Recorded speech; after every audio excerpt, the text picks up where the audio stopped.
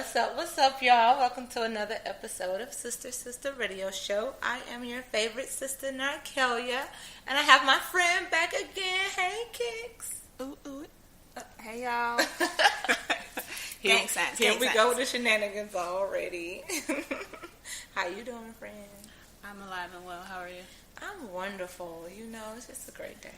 It's good. It's another day that the Lord has kept me. Every time, she's on. Everyone. She's only been on here twice, but every time, y'all. Already, it's a every time. First, giving honor to God. Okay. All right. This is okay. Yes. May the Lord watch. No, you didn't go there. Between me and thee. While we're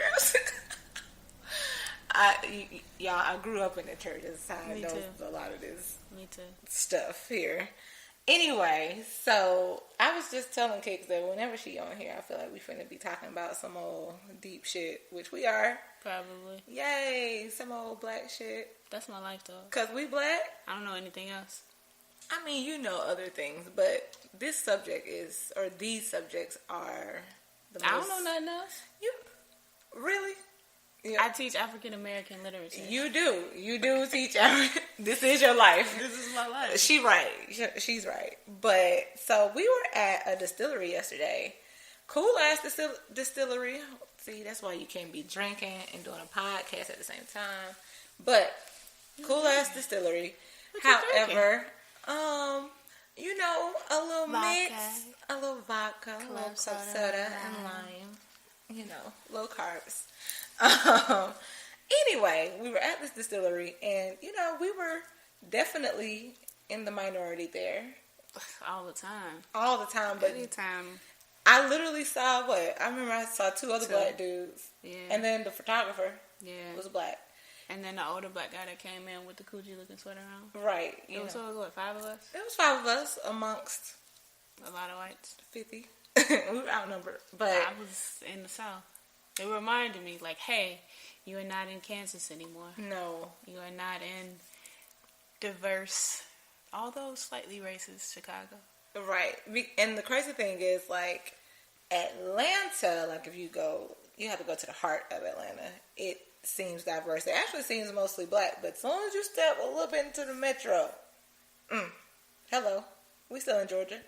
But we started talking about white privilege because the guy who was our tour guide, he was telling the story about raising capital to start the distillery. He was like, you know, we raised over $1 million or so by going to 70 of our friends and whatever. See, I told her guys to turn her phone on silent. They didn't. And she did not. It's my mom. We heard it. But... so he was just casually talking about raising millions of dollars by asking 70 of his friends. Even if I I don't know 70 people, to be honest. I just don't. I can't list 70 people that I for real would ask for money. I was just thinking like, wow, how nice is that? To just be able to go ask friends and they give you probably several thousands at a time and hundreds of thousands. Well, he asked 70, so I kind of, you know. Yeah. And they, you know, you just have over $1 million to open this business. But I'm like, we can't do that. I can barely get my mama to loan me $5. It's like, Mom, without complaining. Right? Like, I just need gas real quick. Now you talking about when I was 7 and everything you done did. It's like, okay, never mind then. I don't even want the 5. Not at all. But you brought up something. I didn't let you elaborate because I said save it for today. About a slice of black privilege. And I want to know what exactly you meant by it. Shit, I don't remember for real. And y'all, she still didn't put her phone on silent. Can't nobody hear it. It's in my pocket. I heard it. It's because you're hustling. Okay. Continue with the slice of black privilege. I think I don't even know how to start. Okay, so I'll explain my background a little bit. I'm from Chicago, South Side. My mother, single mom of 5. My older brother, her first son, he moved with his dad when he was 9, and so she raised the 4 of us. And 3 times a year, Jonathan would come home and kick it with us. So it's kind of interesting, you know, like having a single mom, living in the projects for a portion of our life, moving from the projects to different parts of the South Side, so Inglewood, Auburn, Gresham, Chicago Lawn, and then moving up, if you will, to like a more middle class neighborhood when she got with my stepfather. So I think like the privilege that I've experienced was like at one point in time having a 2-parent household, and having that middle class like 2-car garage, fenced in backyard, and you know, but also knowing what the other side of that looks like. Right. So before we got to that place, before, you know, it was a mom and a stepdad, it was just mom. And then it was my older sister who was mom. Yeah. And then it was me who was like mom, sister. And we did that for like the first 12, 13 years of my life. Yeah. So I think the privilege that I was able to experience came in my education. Like I was fortunate enough to be able to go to some of the better CPS schools. I was at the same school from 1st grade to 6th grade. A lot of students don't know that. You know, like when I was in 6th grade, my 1st grade teacher was still there. She was one of my favorite teachers. Wow. You know, like she's actually still there now, and I'm 28, and she still teaches at the same place. From that school, I went to middle school with my older sister, so she was in high school. But it was one of the best high school, middle school programs on the south side of Chicago. Yeah. My principal was Dr. Mahalia A. Hines, or Common's mom, you know, Common the rapper. Yeah. That was my principal. That's what's up. Right, and she was like... a lot about why he is the way he is. That's great. No doubt. Like, he was always there. We met Erykah Badu, Kanye West before he was Kanye West. Twista came a lot. There was just a lot of like Talib Kweli, like a lot of dope artists that would just come and kick it with us. Yeah. So like in that regard, I was just exposed to Black excellence super early, and I feel like my students now, they don't get that. Like they bounce from school to school, or teacher to teacher. You know, so my privilege came in my education. Right. Yeah. I would agree with that because, well, I am a first generation college graduate. So, you know, my parents, both hardworking people, who definitely gave their all to make sure that I didn't have to go through the same things that they went through, and to make sure that my adulthood didn't look like their adulthood did when they were my age. And they did a great job. They really did. And growing up, I was like one of the only few students of color who did have a 2-parent household. Most of my peers either did just have their mom only, or their parents got divorced like when they were young. And so I definitely agree that there is privilege in that. There's a privilege in seeing that dynamic in the household, even if it's not necessarily a perfect thing where it's like, oh, I just want to mirror what they do. I learned even more about things I probably want to do differently, or but just seeing or being around that type of relationship, it really helped to mold me and give me a different perspective. And because, you know, everybody says I'm the spoiled one because I'm the youngest. What? I'm not spoiled, guys. Everybody's way older. Like my sister, I have one sister 11 years older than me. I have another sister 15 years older than me, and then my brother is 12 years older than me. So I'm like the super baby, and I'm the only child my parents have together. So they already had kids when they met and got married, and then, you know, 5 years into it, here I come. So when I was coming up in grade school and middle school, they also were in better financial positions. And so they were able to give me things that my siblings might not have experienced. And because of that, that's how I got the whole spoiled thing. But it was just that they were in a different, you know, financial status and bracket. And so that put me in a better What you doing? You distracted me. Better position, better place. In a better position and place. Like, she just touching shit. I just wanted to know what it was. Anyway, that's why you can't. That's why I don't have guests on here today, y'all. That is why I'm just here by myself. Whatever. But I do notice my own privilege, especially when I am around people that grew up very differently than me, and and I won't say sad to say, but that's just majority of the folks I'm around are, different. Grew up in like in a single parent household and things of that nature. So, but at the same time, do you think that this slice of black privilege also has that respectability politics ingrained in it? That's your shit, huh? But I'm saying, because when I think about it though, because you brought up doing a part 2, even though this is not part 2. Yeah. I just wanted to ask this though. Like, it kind of has that built into it with the whole, I'm going to make sure that you are in these better schools, you can fare better in life. And then what comes with being in some of these better schools is learning how to properly be and act and do things. I don't know. I think I would want to challenge your thinking on that, simply because better education, well, one, we'd have to really talk about or like think about how we are defining this word better. That's true. Right? I think from my personal experience, our time and like the education a lot of our young people are receiving now is not the same education that we received. That's true. I think they are, in many regards, more privileged than we were because they get teachers like myself. Yeah. And not to be like, yo, I'm the shit, but like, I'm young. You can say that if you want. Well, thank you. I'm young. I'm not too far removed from them and like their issues and their experiences.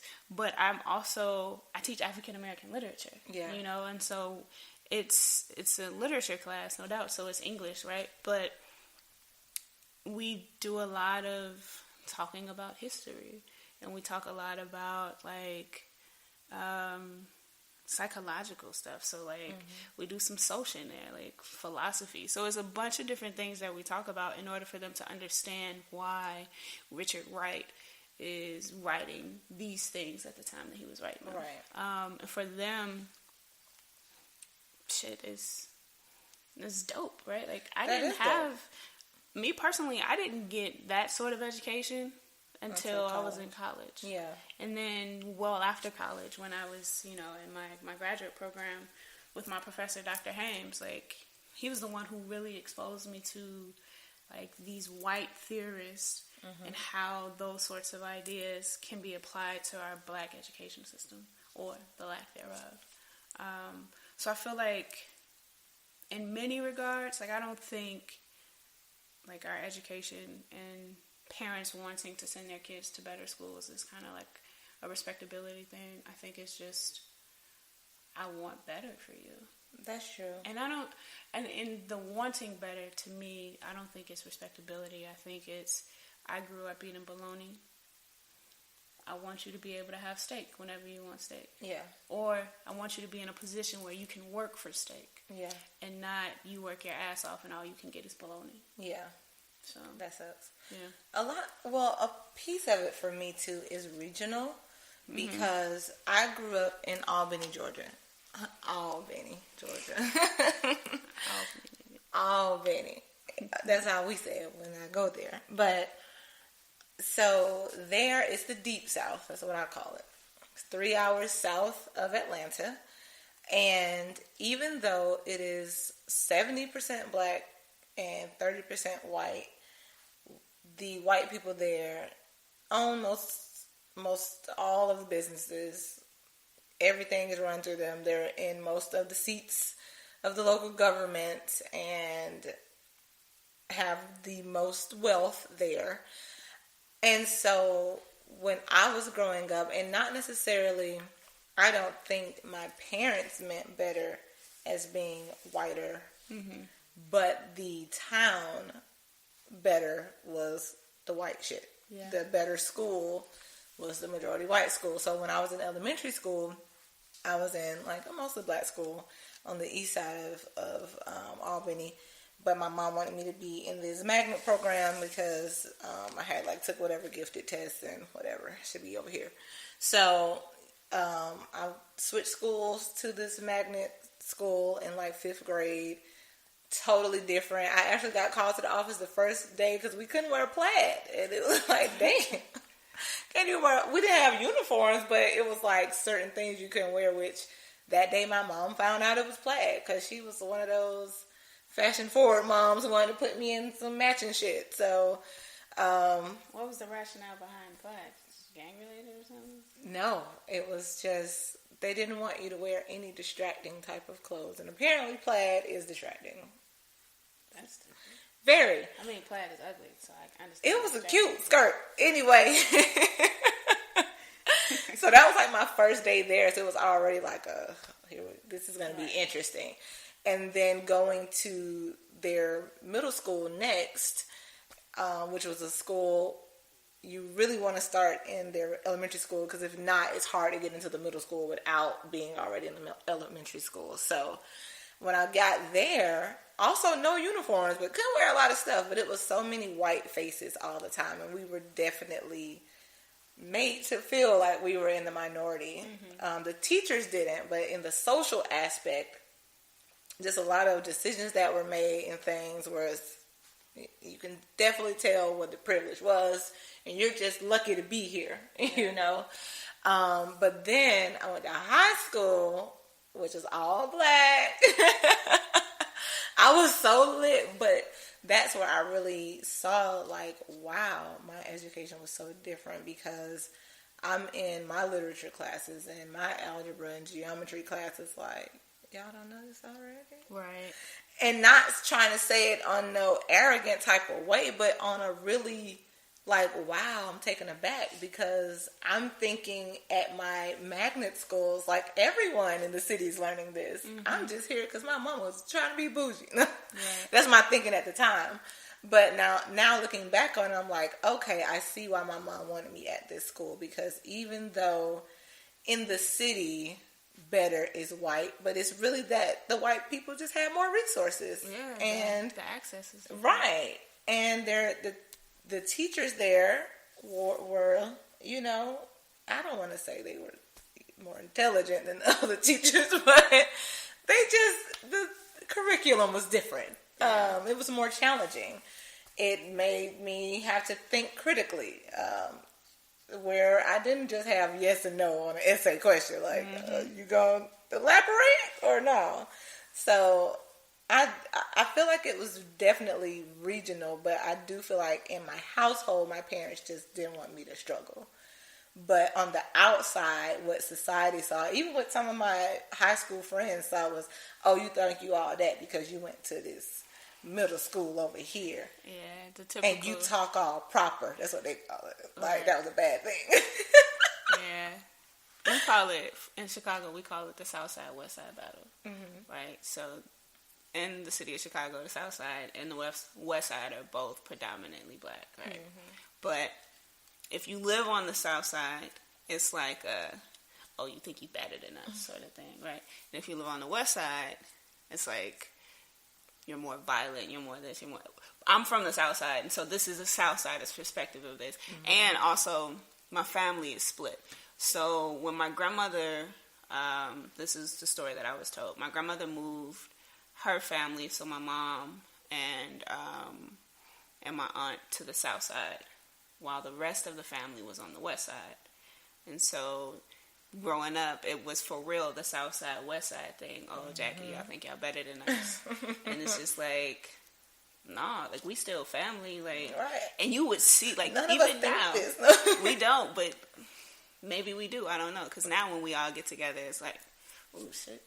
West Siders, it's so rough. Like, jumping out the minivan, it's like 9 million of them coming out. And it's like, yo, I love them dearly, but there's definitely a difference in, like, ways of being. Yeah. And I think it's hilarious because people of color, no matter what you call the battle, house nigga, field nigga, you know, south side, west side, or city, suburb, whatever. Like, there's always going to be some sort of competition within us because we, for real, crabs in a bucket, right? Like, it's almost like we don't want to see each other do better, or you do better and you don't come back and give back.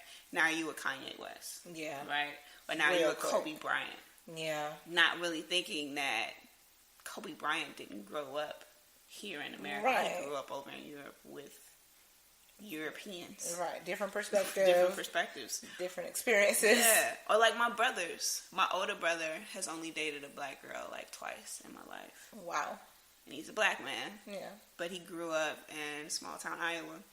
His family was the only black family. Right. So if there were he didn't have access. He didn't have access to black women. And when he did, it was here in, well, not here. I'm not in Chicago, but it was back home in Chicago. So, and he was only there for 2 months out of the year. Yeah. So now that he has a black girlfriend, we're like, oh shit. Is this too much for you, John? Is this, Can you handle this? Can you handle it? And my little brother is the same way. By the time he started dating, he was in Arizona. White women. Yeah. Or Hispanics, or, you know, people that are not black.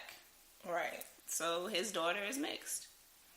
So, I mean, you know, it's all about the access. Like, you can't be mad at people if they just didn't have access to certain things. And I think sometimes we want to be mad. Like, sometimes I look at, like, the women who do have issues when they see, like, a black man with a woman of a different race or whatever, like, you don't know their story. Like, now, if he say some shit like, I think black women just, whatever negative thing he wants to say, that's one thing. But, like, for instance, the story you just told in your brother's cases, you don't know. That's probably all he saw, you know? Mm-hmm. I mean, and even if it wasn't all he saw, if they just had the chemistry, what is happening? Keep going. It was my If they have the chemistry and they got together, okay, but I ain't gonna lie though, I low-key side-eye white women just because I don't trust white people in general. It really don't have anything to do. I have a genuine distrust of white people too. Yes, and it's like, it's deep in here too. It's hard. I side-eye them. I'll say new white people because my Uncle Junior, he's been married to my Aunt Dawn since, I don't know, I feel like they've been married my entire life. I have an aunt friend that's white too. They've been married since before I was born. And Aunt Dawn is like, hungry, it's nasty. her food has gotten much better down through the years. But, like, new white people, I'm like, I side-eye. Yeah, and I got to talk to you about all of these things. Yes. I just need to figure out which way you voting. Right. If you voting, and how you feel about tax breaks, and just unnecessary conversation. I had a coworker recently that was put in a weird situation where her boss is white and decided to bring up the whole kneeling thing. It was like, I don't like him. He's like disrespecting the military. And then my coworker had to be in this awkward position of checking her boss because she was letting her know, like, that's not why he's kneeling. Right. And it creates this just awkward experience. But I just always side-eye them. I side-eye them, especially in the workplace, in the grocery store. They have the privilege to say and literally say and do whatever it is they want. No consequences. No consequences in their mind, at all. Anyway. In their mind, right? Until you come across me, and I'm like, I'm sorry, Becky. Now I gotta get your ass together real quick while I get my cheese. Can you step out the way, please? Right. And then, and I mentioned this before on a show, but like now, every time I'm out doing something, I'm always like, somebody to call the police on me, like, because I live in an area where there's a place called the Battery not far, but it's where the Braves Stadium is, and you know, most white people like, you know, baseball and shit. So when I'm out over there, I'm like, oh, I'm having a good time, but I'm cautious of my good time because I'm like, this could go left. And I hate that I always have to be on guard when I'm around these certain people. Like, some shit go down, but I just don't want to die. I just want to go home. And I don't want to go to jail either, so... But why do I have to think about that? Like, it's also interesting to think about how, or like the timing of all of this. Yes. Right? It was we were gearing up towards this, you know, starting with the Clinton administration. And we could go back further than that, yes, we can. Right? But I just want to start there because that's something that I personally remember. And moving into Bush, and then, you know, our forever president. Yes. And now with us being where we are, like 45. The political climate from the last like 20 years or so has put us in this position where white people think that it is okay to abuse these systems. Yes. And victimize that is us. In their favor. Because it really is, though, right? I mean, when this shit was set up, we were still 3/5 human. Like, we were whatever. It's fucked up. So when we talk about, like, reform and, like, social justice reform and criminal justice reform and, like, reforming the fucking education system, like, I think what we really need to talk about, I'm a fan of revolutions. Absolutely. I'm a huge fan of revolutions. Absolutely. But I know that America will never, for real, experience a revolution. We will only have movements. That die. That fade. We only get enough energy and we only get enough inertia thinking about, like, physics and shit. Right. For fucking movements. Right. But not for full-ass revolutions. Because... not to say that I'm a fan of conspiracy theories, right? But I do think you kind of low key gotta get you kind of gotta be though. You have to be, because some stuff you look at, you like, I feel like something underlying there. But anyway, go ahead. To think about the civil rights movement. Right. There's a reason why that is a movement and not a revolution. After they killed King, after they killed Medgar Evers, we should have rioted. We should have rioted. It should have been Emmett Till. We should have destroyed stuff. Yes. We should have, thinking we about the had French the by Revolution. any means necessary We mindset, and we did it, and we still honestly should have the by any means necessary mindset. Yeah, I think I love Obama. I love Obama so much. But the thing that I was expecting from him, I was expecting some truth. I was not expecting him to, but we're not, I think our view on politics are different. Like, I am a revolutionary through and through, right? Yeah. And he's a politician. And so the job of a politician is to sort of make changes within the system. Right. Whereas a revolutionary is like, fuck this system. It's not working for any of us. We need a new one. That's true. But there is no collective consciousness. That's why, like, my favorite revolution, for real, all-time favorite, is the French Revolution. Because you had a bunch of people saying, bitch, where's the bread? Right. You hoes in this palace eating bread, bitch. I'm hungry. Right. And mothers, like, got together and stormed that bitch. Exactly. And then from there, you had violence and chaos. But and sometimes it's necessary. No doubt. No doubt. And I think something that the Panthers were trying to get us to recognize is, they throwing you these bones, but these bones are distractions. Exactly. They're distracting you from the larger issue. And the issue is, bitch, we hungry. Right. And you hoes out here eating bread. Right.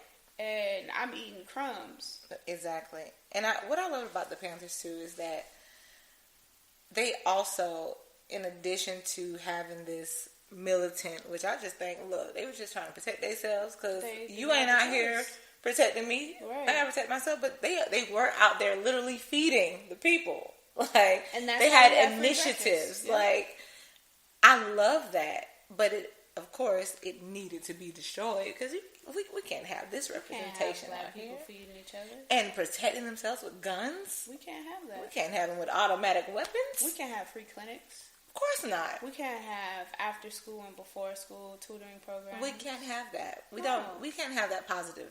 We can't have guys on the block watching single moms as they go to and from work. We can't. We can't have any of that. Nope. So we need them to need us. Yeah. That's what it is. It's making us need them. It's putting us in that uncomfortable position to be like, well, damn, I gotta go to my 9 to 5. Well, damn, I can't do sister all day like I want to. I gotta do this. Yeah. That's why I always say I'm gonna be a gypsy one day. I'm just say, fuck this shit. Let me get me a tiny house.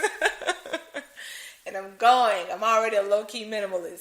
It's happening, people. I see all of 1, 2, 3. Yeah, so 4, 5, 6 large pieces of furniture. I love that. I can see everything. It's clean. You right. It's cute. It smells good. Just need to get some carpet because my toes are cold. Listen, you can stick your foot over there on that rug. But like, we are being forced to need them. It's capitalism. It's capitalism at its finest. You know, and I gotta ask now this question I asked yesterday. Do you think from us? Go ahead. I'm sorry. Dang. Do you think black people would have been better off in segregated schools, or do you think we gained more when we integrated? Oh man, yesterday my answer was so dope, but I was also like 5 little whiskey drinks in. They were big drinks to me. They were small whiskey drinks. But you have 5 in like an hour and a half, and they big drinks, right? Right.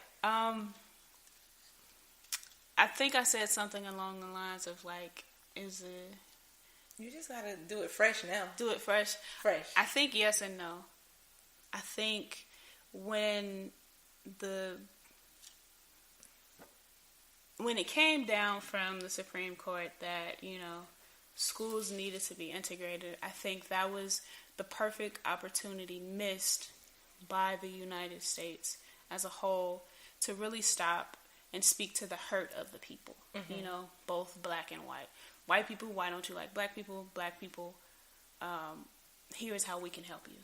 Because it wasn't necessarily a thing of like blacks not liking whites, right? Right. We've never really had a choice to say, we don't like you. We don't like you.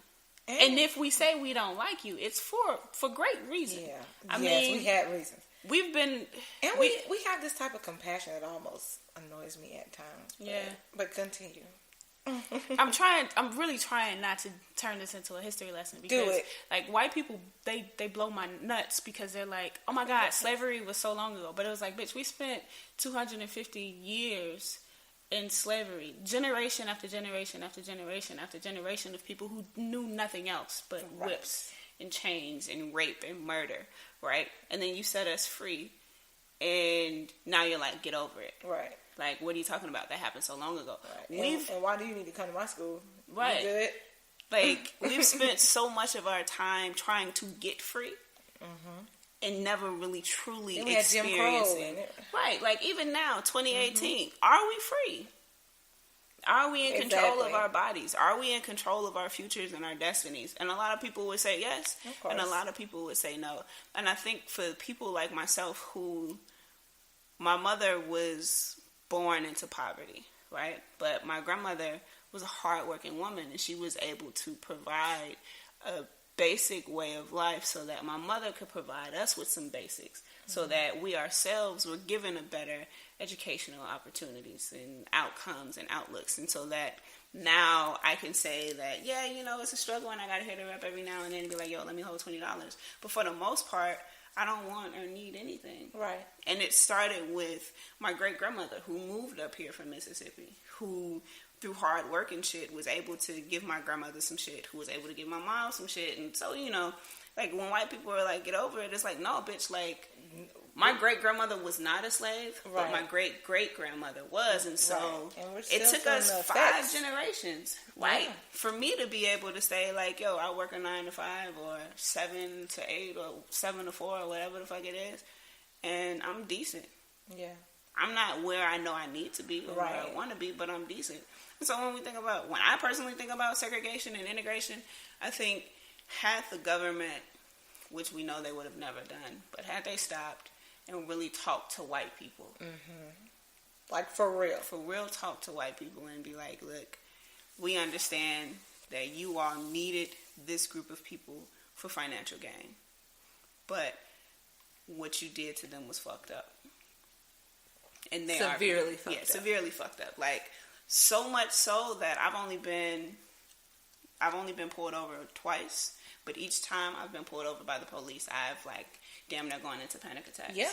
And that to me is traditional trauma. Or I don't even know if traditional is the word, or hereditary. It's a traumatic experience, you know? Like, it's that shit that's in our DNA that we can't shake. Right. You know, almost there is a word for it. It's like a study on it. Yeah, it is. But go ahead. But it makes me think about, like, like kids who are genetically predisposed to being, alcohol abusers or drug abusers. Like, that's what it is for our entire race. Yes. We are just genetically predisposed to fucking panting heavy as hell and sweaty ass palms when we see sirens. And there's so many of us with anxiety, whether we know it or not. Most of us have it about something, because I've only been pulled over about twice too, and every time it's like, bitch. And even before the media started showing it a lot, even before all of that, I was always like, bruh, I do not want to have to go on my purse for my license. Like, I am going to my glove box now. Like, I almost want to say, hey, you can stick your hand in here if you want to and get it out of my purse. I'll step out the car. I will step out. No. I just want to go home. Like, that's all that I can think about. I want to go home. And even though I didn't have to sit down and have that quote-unquote talk about what to do with police, it's like I already knew it. Like, it's ingrained that since it really, like, police is thought of as, like, the legal KKK, basically. Because they fucking are. Right. So, for us, over generations and generations, like, these people who are put in place to protect things are really just protecting white people, not protecting us. I don't know. We got off the segregation and integration thing. No, but I'm gonna come back to it. Yeah, though, because we can circle back. This shit is systemic. Like, it is. You think about the integration of education, and you also got to think about the integration of the military and the workforce, and all of these being put on the front lines only to still be in the barracks, be segregated and treated like shit. Yeah. So I think as a people, we are better off however we want to be. That's true. We're better off however we want to be, because segregation is a natural thing. Your body, your mind is just wired to be in comfortable groups with your people, where you, like, we naturally categorize things, you know? And so we typically go where we feel comfortable. Now, should discrimination and hatred come along with that? No, it shouldn't. But I think, specifically thinking about schools, I think had on a social scale, like, had people stopped and talked about it, right, and figured out, like, how do we get these people, like these young people, in the classrooms? How do we educate them? You said something good yesterday. You said they let us in the building, but they didn't let us in the classroom. And that's a huge misconception. Like, yeah, we were in the buildings. We weren't in the classrooms. Yes, the National Guard was with us in the buildings and maybe in the classrooms, but they were not with us in the bathrooms. Right. They were not with us in the locker rooms. They were not with us in these spaces where your body is supposed to be vulnerable. Like, the most vulnerable you could be in a bathroom, right? Or in a locker room trying to change and get ready for gym. They weren't with us then, and so we got our ass beat. Right. We got our ass beat. And so then you look at people, like, I think about the one drop Beyonce and Solange's father did on her album when he was talking about he was angry. Right. He had every right to be. And to still be. Angry. Because there's no resolution out here.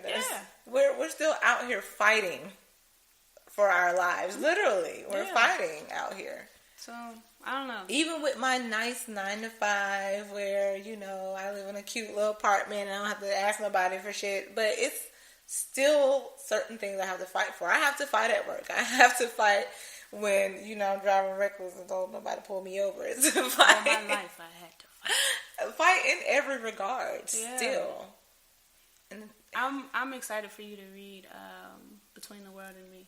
I feel like I'm gonna start it. Yeah, I'm gonna start it tonight because next time I come on, we're gonna talk about the book. Hey, we how you know you're gonna be on here again? Because you're my friend.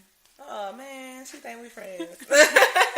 Because we have a great conversation. Wait though, because it's almost time, but I gotta ask this question. So, do you think that the broken educational system can be fixed? Because it's a lot of layers. I am a realist. I'm also hopeful, and I'm optimistic. Every round go higher and higher, right? So the teachers who came before me and the teachers who came before them, in some ways, they laid sort of this groundwork. I think it can be fixed if we can get out of this Trump era alive. And I say that jokingly but serious, because his administration, and this is how I know fascism is real. Yeah. They are right now in this moment trying to redefine transgender. Yes. And what that means. And so it's like all of this work that we have put in to defining like our bodies and ourselves is being torn down in one cool swift motion. Yeah. You know, so I think regard. When I think about bodies as politics, or like bodies being political, I think about the people who have suffered the most, people of color and women. Yes. And so if you can come through and just take everything from them, and one, or anybody who has labeled themselves as woman, right, or anybody who has been labeled as color, if I can take your humanity from you on paper, what else do you have? Exactly. And so we could potentially fix said system if we address every other system. Because now we got to talk about healthcare. Yes. We got to talk about why little black and brown boys are always diagnosed as ADD, ADHD, ODD. Right. Or why young kids from, South America or from Mexico are given IEPs because there's a language barrier. Right. Or because, bitch, I speak 3 languages. And you ask me a question, and I pause because my brain is trying to figure out, how do I answer you? Exactly. What language should I use? So if we tackle one system, we got to figure out how to hit every other system, because it's not going to work. Right. It's not going to work. And we see it at the high school level, right? Like, a lot of schools are redefining how we take tests. And like, which that is great, because I hate standardized tests. You get to college, and it's the same thing. It is. So in Illinois, we moved from an ACT state to an SAT state. Mm-hmm. But a lot of the schools, if not all of the schools in the Midwest, are ACT schools. And so some of them have shifted to ACT, SAT. Mm-hmm. So I would need to take the ACT to get into, say, University of Chicago, right? Now they're like, okay, we'll take your SAT scores. But it's like, Illinois didn't think, like, at the high school level, oh, maybe I should talk to these colleges and universities to see if these test scores are even going to transfer. Right, if they're even valid. Yeah, and the whole point of offering these students these tests in high school was so that they don't have to come out of pocket $200, $300 to take these tests. If I'm making you take a test for free that a school isn't going to recognize, you still got to pay this money. Right, I've actually wasted your time. Yeah, and if you're from a low-income school or a low-income, neighborhood, you're not finna have $200. No. Your mama ain't finna drop fucking bill money so you could take a test and possibly fail. Right. What you can do is go to work. Right. And you can pay for that test on your own. Right. But by then, you so sucked into the workforce that you college. Like, well, I'm kind of like making my own money more. Yeah. So than this. We could do it, but will we? Or how long would it take? Yeah, we've known for years. We've known for a good 60 years that education here in America, horrible. Especially when it comes to educating people who do not define themselves as white. Right. Or do not identify as white. So, I don't know, friend. And many not in our lifetime? I don't know. I am hopeful. I still got like 40 more years to go. But I'm also a realist. I know my grandmother didn't think that she would live to see a black president, let alone live to see the Cubs win. and I was not expecting you to say that. It's funny, but it's true, Like, for a lot of people, like, they never thought they would be able to see that happen. Right. I mean, honestly, I didn't think I would be allowed to see a black president. I didn't either. Which, do you think, I'm going to ask another question.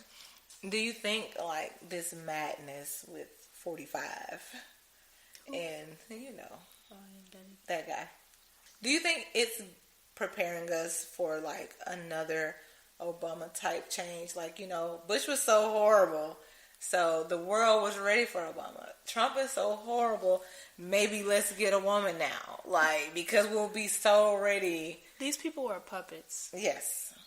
They're puppets. Obama, I love you. I do. You wanted to do many things. He wanted to, but conservatively.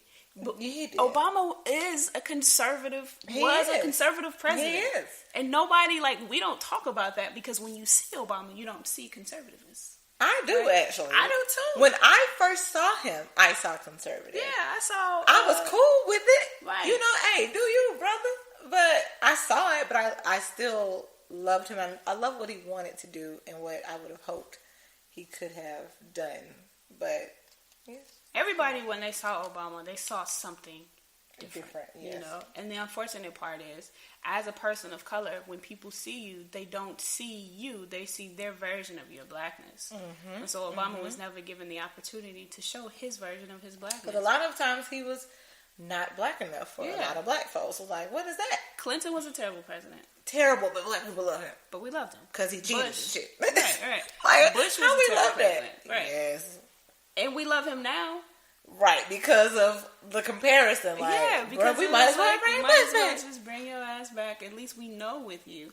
But we knew you was dumb as hell too. But you wasn't this dumb. The thing that Trump is doing that's really, really, really waking up America is he's exposing their hypocrisy. Mm-hmm. Because he is the biggest hypocrite that we've seen in our history, right? Yes, publicly. But at the same shame. Time, at the same time, he is redefining what it means to be, at least in our lifetime, what it means to be a politician. Yes. And he's taking it back to 1919 or 1908 or the early 19th century with, the KKK resurfacing. Right. And he's showing us being prominent. Yeah, no doubt. He's showing us that. He's showing us white power and white privilege to the fullest. Yes. And he's showing us that these systems never, I mean, not that we thought they died, but they definitely are just as strong as they were in yesteryears. They might have been quiet, but they've never gone away. Like, I always tell people when I worked for Verizon, and I used to work in North Georgia, going like 575 North, whatever. But that was like the headquarters of the KKK. And like I literally had this one white person who was just generally just talking, not being like racist. But he was like, yes, it's a lot of strange folks this way. He was like, if I were you, I wouldn't like hang out in this area after like the sun goes down. Appreciate it. You don't have to tell me. But one time, when this store closed, I get the hell on. Because I know where I am. Like, I see people coming here with overalls on and no shirt, and then they got like 2 teeth in their mouth. I've seen that. And we're in Atlanta, but people forget this is still Georgia. Like, it's racist as fuck. It's rednecks. We're in the mountains. Like, that was in the mountains. Tell them where they could have had me. Like, I could have been missing, gone. Like, bruh. No. I think at a larger scale, we have not addressed the hurt of the people. We haven't. And I stand by that. Until we for real address the hurt of everyone and not just one group over another. Exactly. That's why poor white people were mad. Yeah. Because for 60 years, they have been at the bottom of it all. Like, nobody has been talking about their issues, their hurts, their pains. It's always been the blacks and the Hispanic. How do I get the black vote? Yeah. How do I get the Latino vote? And it's like, well, I'm white. Right. And I'm more important than these folks. And listen to me. Entitled. They feel entitled. How y'all the brokest ass people talking about you entitled? Because they're white. Their whiteness allows them to feel that way. Right. Even in a trailer park, that's dirty as hell. They still feel entitled. And so we have to speak to that entitlement. We also have to speak to that hurt.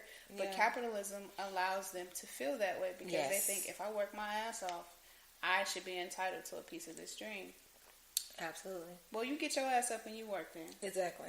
Since you want to work so damn hard. All of us feel like we should be a part of this dream. And so we're all in this race together. I have my own dream. I actually do have my own dream too. Yeah. But society's view is that, like, now, black people too, we want this American pie type. I don't care about that shit. Get my own shit. I feel like we've always just wanted something of our own, something to call our own, something that we could hold on to and nobody could take away from us.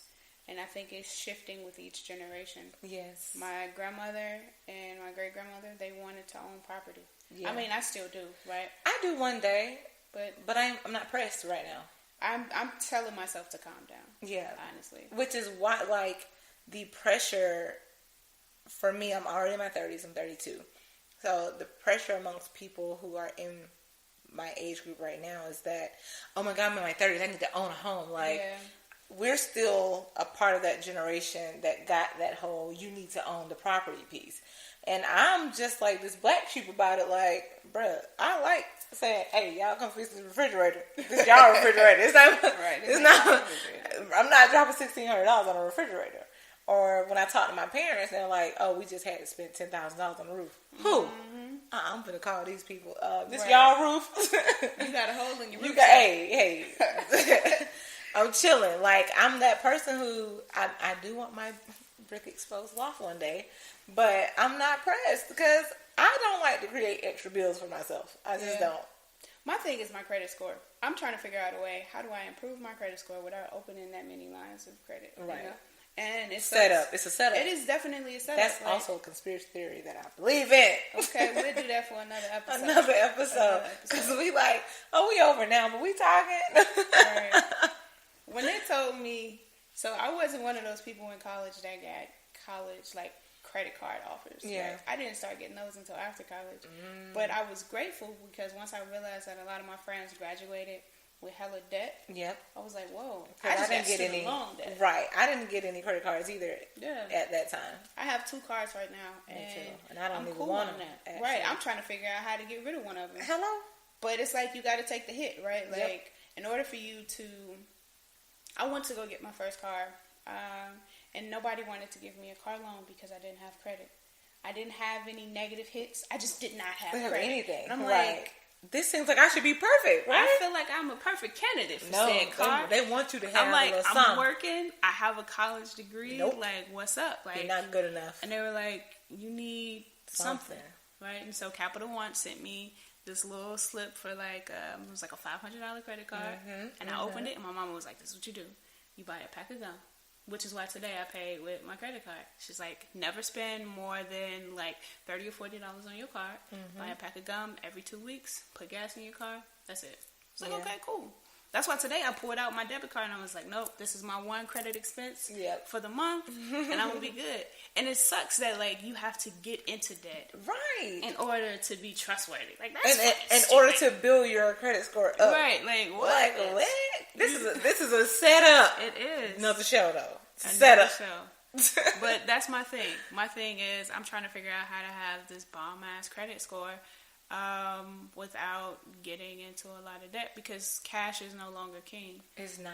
The dollar is no longer worth a dollar. My dad had to sadly realize that because he was cash king. He was, y'all don't need to be keeping them debt cards and keep some cash. And now he got his card. He barely has cash sometimes. Like his era, he was born in the 50s. Right. He grew up in the civil rights era. He grew up like, I don't trust these white folks. Let me keep my cash. Ain't no telling what might go down. You know, and he was a little hustler like that at some point in life too. So it was like, let me keep my cash, my gun. You had to though. I need to keep me a gun and some cash. Gotta go. Sound like a drug dealer, but go ahead. I gotta go. You know, I'm a G. You know what I'm saying? I wish y'all could see her little shoulder. You know what I'm saying? She looks nothing like a G. Far I'm from so hard, guys. I'm a thug. So whatever. But we are over on our time. I can't drink this no more, guys. I don't even know if we answered any of the questions that you asked. Yes, you did. Am I hopeful that the system will be fixed and changed? No, I am not, because white people are still upset about slavery. How the fuck are you upset? How you upset? And you did this. That's like when you mad at your significant other and then they say they mad. Like, you can't be mad, ho. You mad at them because they caught you cheating, bitch. I'm finna bust you in. You know. Or it's my favorite. You're mad at them because they went through your cell phone and they found some shit, and now you're like, "But why you in my phone?" Right. But what you in my phone for? You don't trust me? Obviously. For obvious reasons. That's why. I'm glad I saw it. But anyway, thank you, Kickz, for coming on again. Hey, we lit over here. As Douglas would do. I love that noise, actually. But you guys tune in every Tuesday at 8:30 p.m. Follow us on Instagram at sistersista.radio and follow me at Your Favorite Sister. What's your Instagram? Can they follow you? Y'all can follow me. My personal IG is Kickz _ the SG row. So capital KICKZ _ the SG row. Yes. My business IG is Education LLC. So EDYOUCATION LLC. Education. She can LLC. spell today, y'all. I can't spell. I'm not that inebriated. Hey. All right, y'all. We out of here. Bye. Later.